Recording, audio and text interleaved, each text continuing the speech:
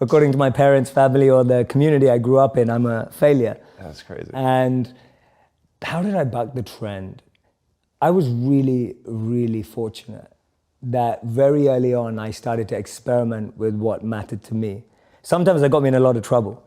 What people don't know about me is that I was suspended from school 3 times for trying out all sorts of things, like things that people would never imagine of someone who goes on to be a monk. I was experimenting with all the drugs in the world. I had multiple relationships. I was really trying to search for some sort of meaning, fulfillment, and as long as I've known, I've been chasing thrill.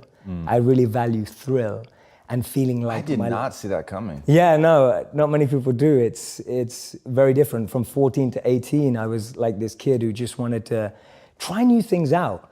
And my parents' rhetoric would always be, well, make sure you get good grades. And I used to think, well, if I can be bad and get good grades, then it all works, right? Everyone's happy. So that's kind of what I did.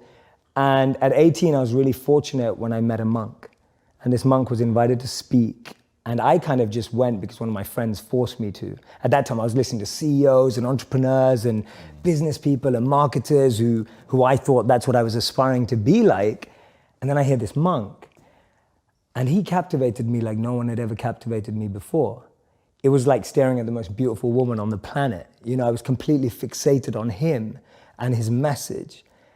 And that is the beginning, without me going into too much detail before we probe, that was the beginning of what changed me.